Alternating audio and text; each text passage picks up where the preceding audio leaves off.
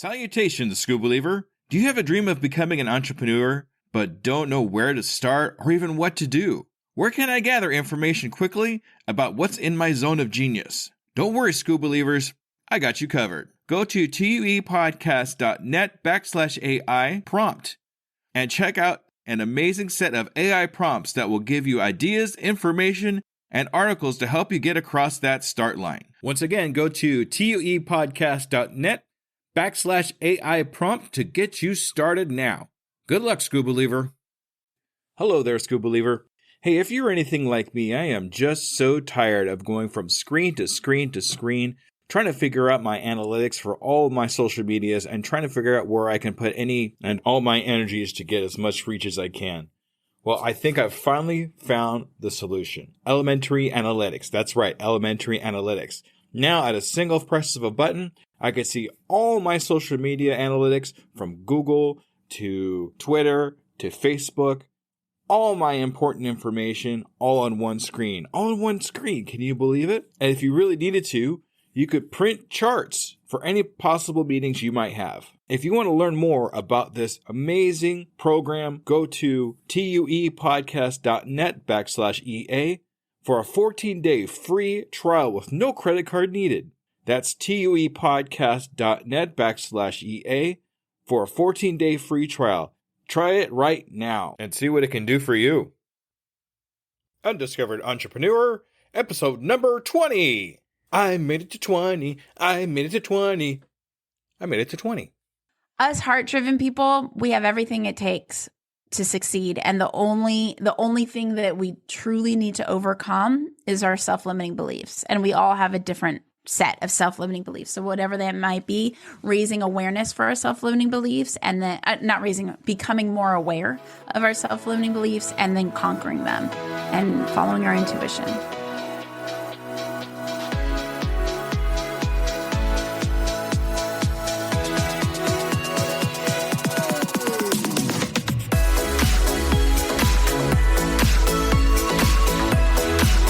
Welcome to the Undiscovered Entrepreneur, the podcast where brand new entrepreneurs come to life and could quite possibly be discovered.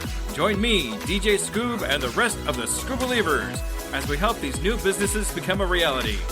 And now, away we go!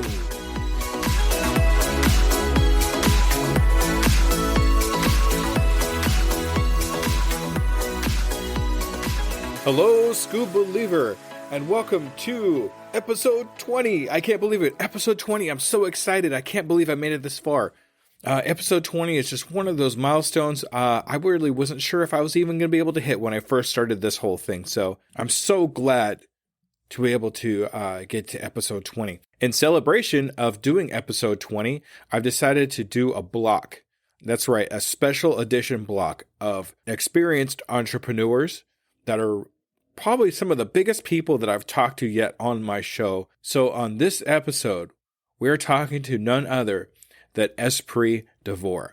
Now, Espree Devora is a very well-seasoned podcaster. She's been featured in magazines and also in SPI and is really all over the place, and she's been doing it for a really long time. So let's go ahead and listen to her story about her pitfalls and how genuine she actually talks about her pitfalls and how authentic she really is about them. Also, she has a fantastic resource for entrepreneurs that are looking for mentors and to get inspiration and learn from them. And the differences between making a decision in fear and a decision in something that feels right for you. So let's listen to the most amazing Espree Devora.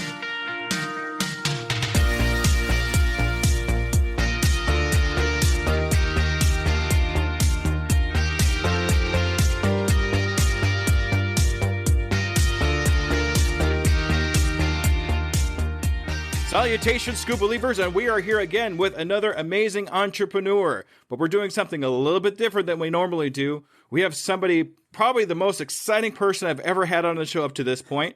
Wow. Yeah, I know, right? Today we're talking to Espree. Hey, Espree, how are you? Woo! I'm now a Scuba Believer. All right. Well, she didn't give me a chance to answer the question. That is so great, boy. Oh man, it makes my heart feel so good. All right. So you're obviously a scuba believer, so I don't even have to ask that Yes. question. So that's great. All right. So Espree, I definitely know who you are. I've been following you for a while, along with Pat and everybody else. But I know there's a couple people that might not know who you are. So if you could please just tell me a little bit about yourself and your entrepreneur adventure and how you actually got started. Sure. Well, I'll give the 2-second background and then you'll guide me to where you'd like me to go. So I'm not talking too long in the intro. We know how those intros go. My name is Espree Devora. I've been podcasting since 2013. I have a couple popular shows, Women in Tech and We Are LA Tech. I've produced over 1,000 episodes. I was the face of Clubhouse. I think it's Entrepreneur says, or maybe it's Inc. magazine. I don't even know. It says like I'm one of the top 30 women in tech to follow. And my podcasts were featured on Harper's Bazaar. My biggest entrepreneurial love affair was building the first action sports social network. I'm really proud of that company. And I am a founder, a community builder, a writer, and a heart-driven person. Well, that's amazing. You have done just so much in your time. I'm just like in awe at this point, just that kind of thing. Thank you. Here, just a quick question here. Now, in your first year, because a lot of my listeners and a lot of the people I talk to, we talk about their first year in their entrepreneur adventure. So in your first year of your entrepreneur adventure, did you have any really serious pitfalls or problems that you came across getting your entrepreneur adventure started? I have pitfalls and like challenges every single hour. Yeah, I mean, so I was born to be an entrepreneur. I didn't decide to become a founder. It just happened. It's something I've wanted since I was like a little girl, like 4 or 5 years old. I'd say the way I'm going to answer this question is the thing that I've learned is my intuition is my oracle. Our intuition is our oracle. And the biggest mistake I made in building my first companies is I kept thinking someone else is smarter than me. Someone else knows more than me. Now, I do believe in mentorship and I think experience is amazing, but I think we shouldn't discredit our gut feelings and our intuition. And I think we shouldn't discredit how important our own drive and our own passion is. And I think in building my company, I did discredit. I was like, if I could only find the right seasoned, older person with X amount of years in this topic, then I will succeed. Rather than looking at myself saying, I have already I built up first action sports media company. So it's like I put together a video crew on my own with no experience. I have been in the biggest action sports events with Tony Hawk and Ryan Sheckler and all these people with my high school journalism background. I raised money on my own with no connections. I did all of this by taking chances, passion, and intuition. So to think and to give so much credit to an unknown person that I felt believed in the ether would magically make everything work was a shame. And so I think our intuition is our oracle, and that in our entrepreneurial and founder journeys, it's really important to believe in ourselves first. And I don't mean from a place of arrogance or cockiness. I mean from a place of we have a special gift, all of us. And when I say all of us, I'm going to just say good, kind-hearted people. I'm very allergic to a-holes, so I'm not counting them on my island. I just got the good peeps on my island. Us heart-driven people, we have everything it takes to succeed. And the only thing that we truly need to overcome is our self-limiting beliefs. And we all have a different set of self-limiting beliefs. So whatever that might be, raising awareness for our self-limiting beliefs, and then becoming more aware of our self-limiting beliefs, and then conquering them and following our intuition.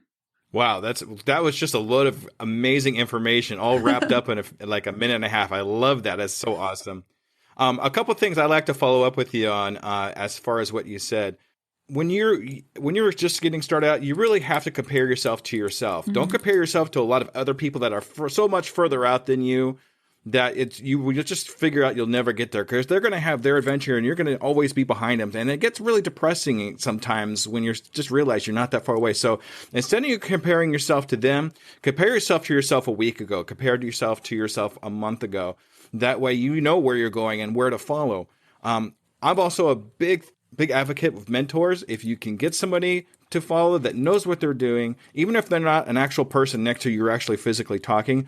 I think I've said his name at least once or twice in every podcast that I've put out. But Pat Flynn is definitely my virtual mentor because I follow him, what he does. And I always just love to see how he comes along. And I always just kind of emulate, not exactly what he's doing, but enough to where I could see where I'm headed. Wait, before you go to following your gut on mentorship, for those of you who think, Yes. I don't know anyone, I don't know how to get in touch with someone, how do I even find the right person? There's a great old school resource called SCORE, SCORE, and it's retired business people who just want to give back. It doesn't cost anything. It's absolutely free. Everyone is seasoned, and I believe it's like government run or city run. I don't know. There's just no cost. It's great, and it's been around forever. So Google SCORE, capital SCORE, and you could easily attain a mentor that way. Oh, wow. Thank you so much for that resource. We're definitely going to have that in the show notes, ladies and gentlemen. If anybody wants to take advantage of that, do it. Espree says it's good, so it's got to be good, right? But yeah, going back to following your gut, it's really important to kind of set with yourself about what you're doing and how you're doing it and make sure it fits with your personality and what you want to do with yourself. So thank you so much for that great information, Espree. Really appreciate it. So we actually touched a little bit on mentors. Did you have somebody that you always looked up to when you first got started, somebody that you emulated as a mentor? I've had so many mentors. I'll start with my mentor now, and then I'll share some of my mentors. Well, the first person that comes to mind is my mom. I wouldn't say she was my mentor, but she was my inspiration. She taught me things like that anything is possible within my imagination, that every no is one step closer to a yes.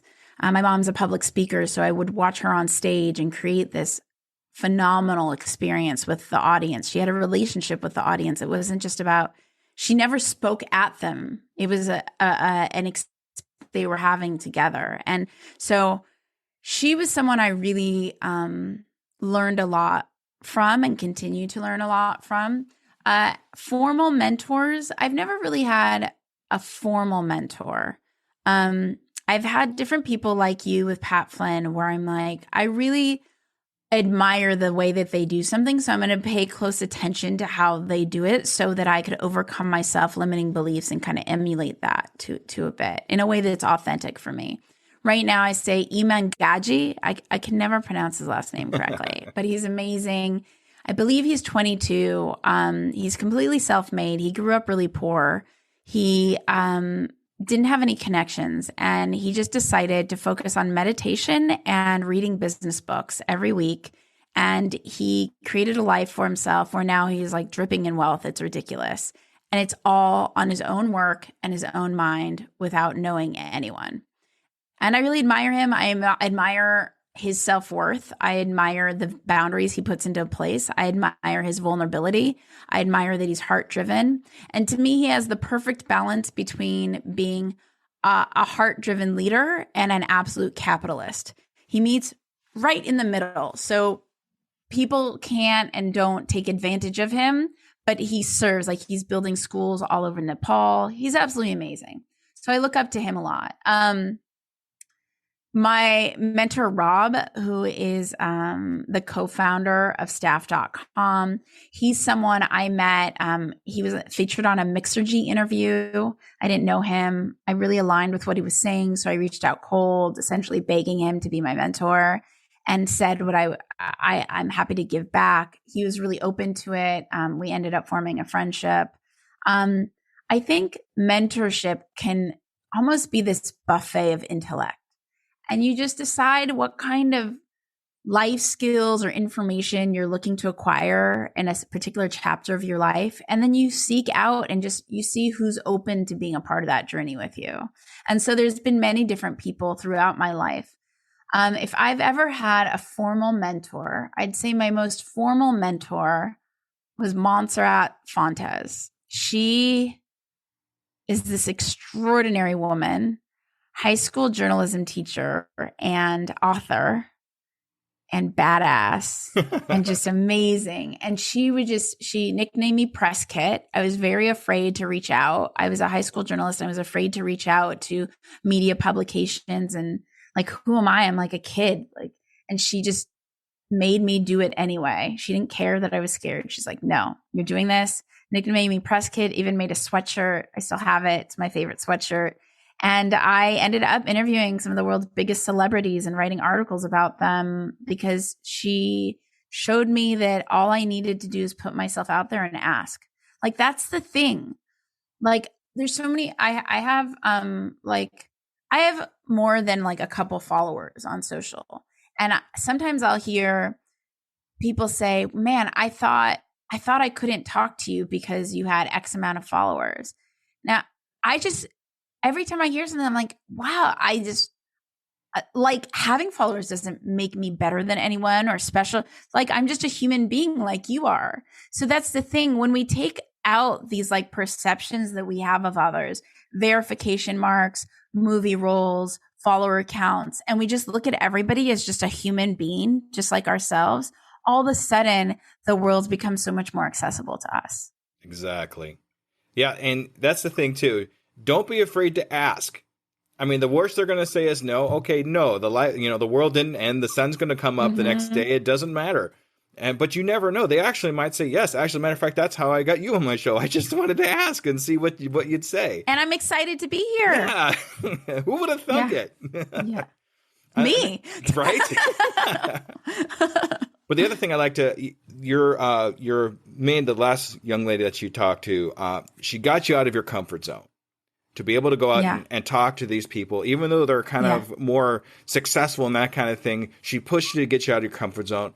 And that's what I stress to a lot of people that I talk to. Get out of that comfort zone because you never know. And if you don't do it, there's a good chance you're going to regret not having that opportunity. So thank you so much for telling us all that great information and all those great mentors that you've had in your lifetime. Yeah, know the difference between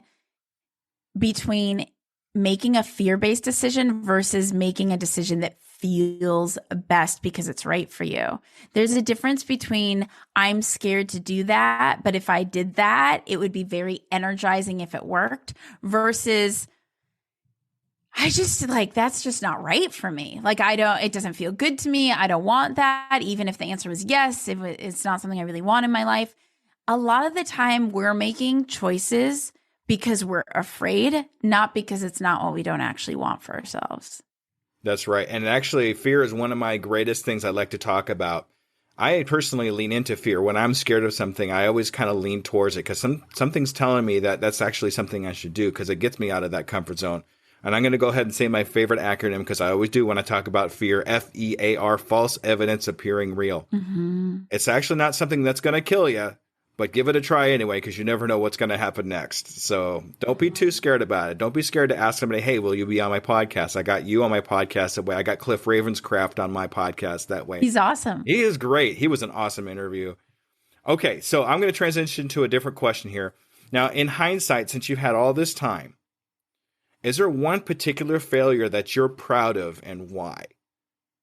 What came up for me when you asked that was my sports company. It's the most epic experience ever. The thing about that word and the thing that made me take pause is anything really a failure if we're learning from all of it and just leveling up throughout our lives? Like if our whole life is like one big journey, then technically nothing really like failed because it's serving some purpose of value. But the classic failure, I had this company for several years, madly in love with my company, gave everything, money, spirit, time to the company. It didn't end up ultimately where I had aspired for it to go. For a lot of years, I thought I failed. I even went into a terrible depression, didn't know who I was anymore because my identity was my company. If I had to do that company all over again in the exact same way with the exact same failure, give it to me 20,000 times. most epic ride of my life. Like, and it was painful in some moment, but it was just like incredible. And to know that I gave life my all, and I continue to give life my all. I have some down moments, but like overall, I really like give life my all. It's just so exciting to know that I've lived that way and that I took chances. I mean, my sports company, I said, led to meeting with the top pro athletes in the world, something that was exciting for me.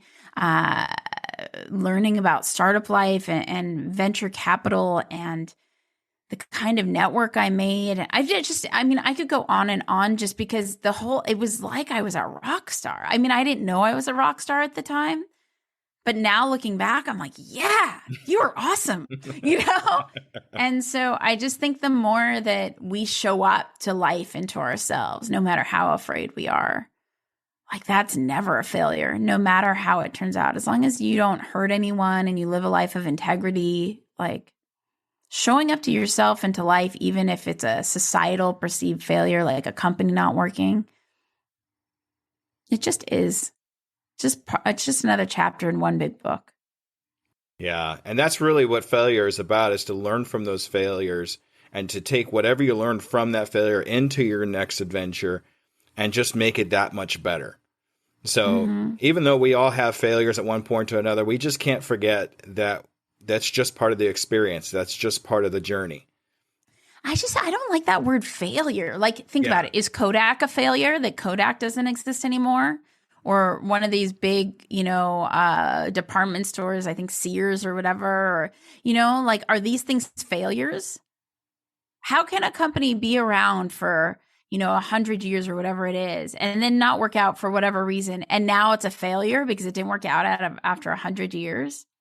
Like, that term failure, I think it needs an edit. Right?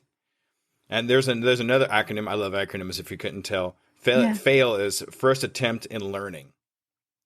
That I love. Yeah. See, first attempt in learning. Yeah. See, I dig that. And that's kind of what I think about too. My podcast actually came about from a failure. So it's because of that failure I have the podcast. So even though I had that failure, it actually led me to where I am today, being able to talk to you today. So I'm not really going to count that as a failure, just part of what I'm doing. So awesome. All right. So I'm going to ask you a question here.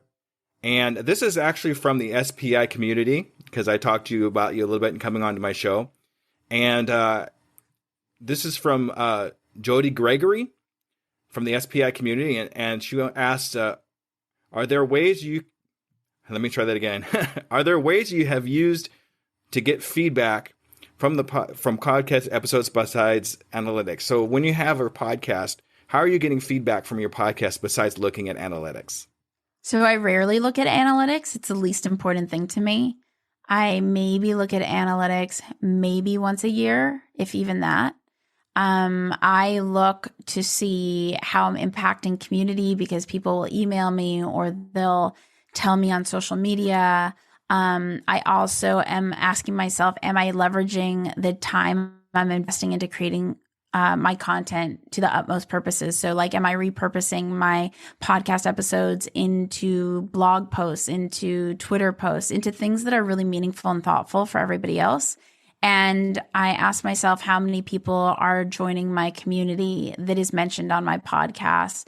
I don't even look at those analytics, to be honest, but I just kind of look at I don't like to get caught up in analytics because it takes me away from, it can be so discouraging or depleting sometimes. Sometimes it's like this huge dopamine hit where you have like thousands of people. And then let's say 1 month I had thousands of people. And then in the next month I had 750. All of a sudden the 750 is like really small compared to the thousands. But like, 750 people in one room is a lot of humans.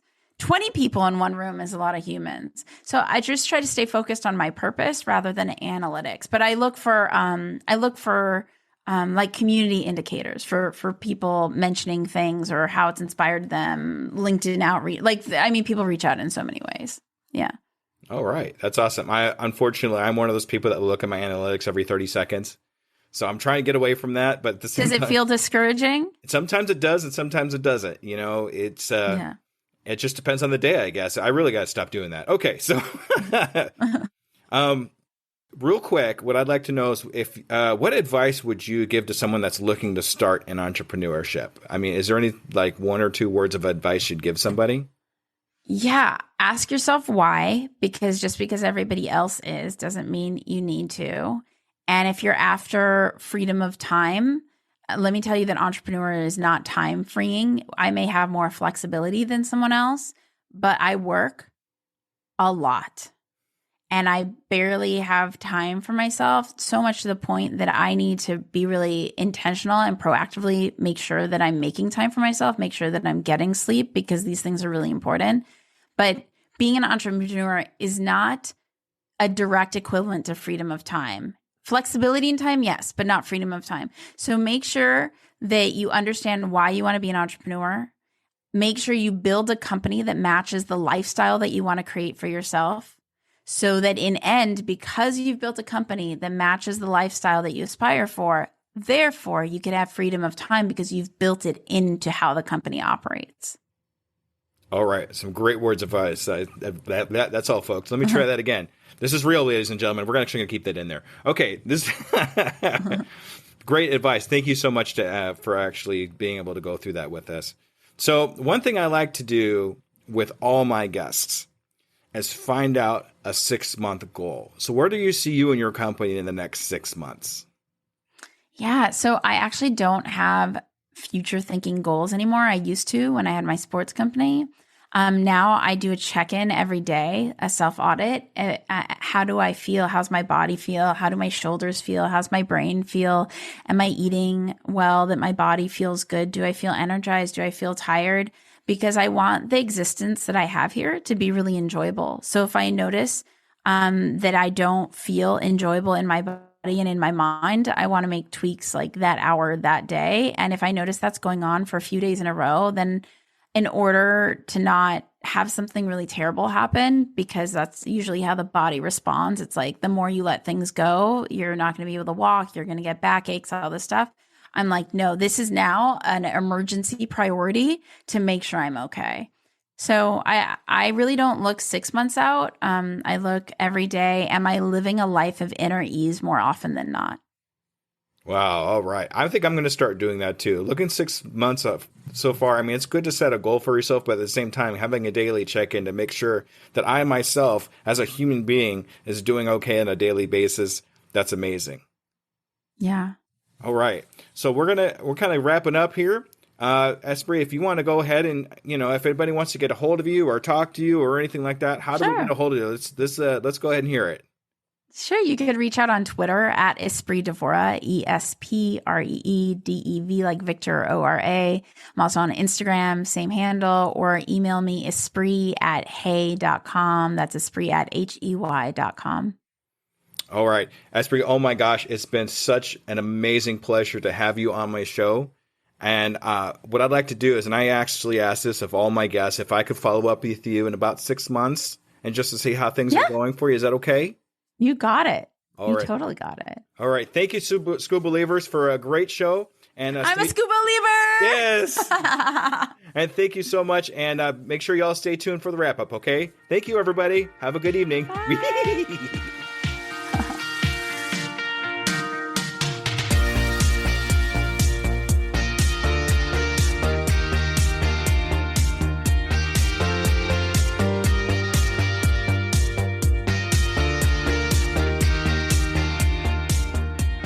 All right, Scuba Believers, that was Espree Devora.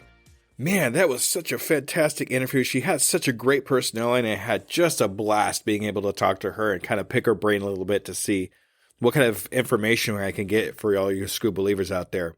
So a couple of things that really stuck out in my mind was her thoughts on failure.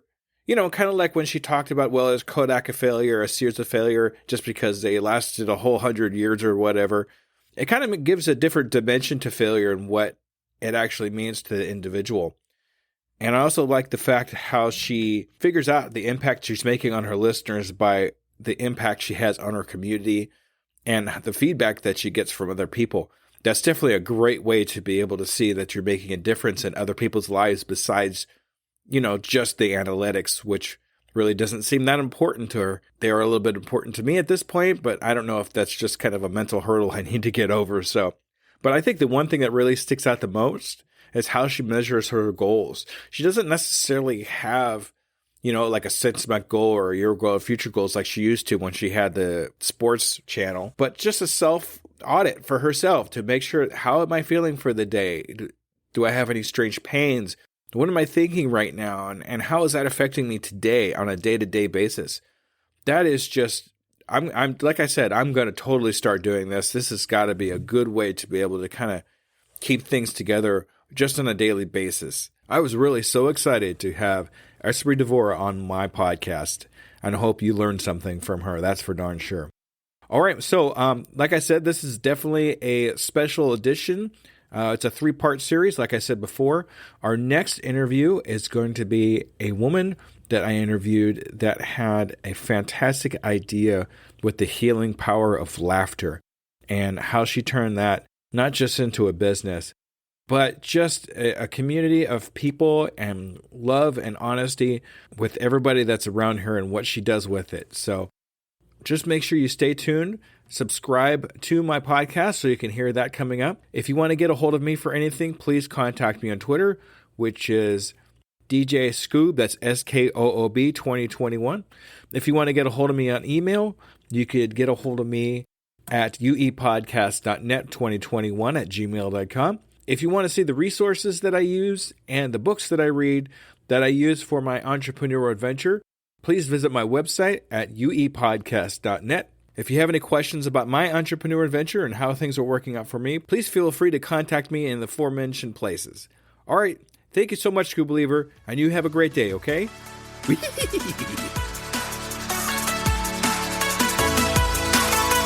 Hello there, DJ Scoob here, and I just want to personally say thank you for listening to my program. I really hope you learned something. Tune in 2 weeks to listen to another brand new entrepreneur. And remember, I can, I am, I will, and I'm doing it today. El agua. El agua, the water. Okay. El pan. El pan, the bread.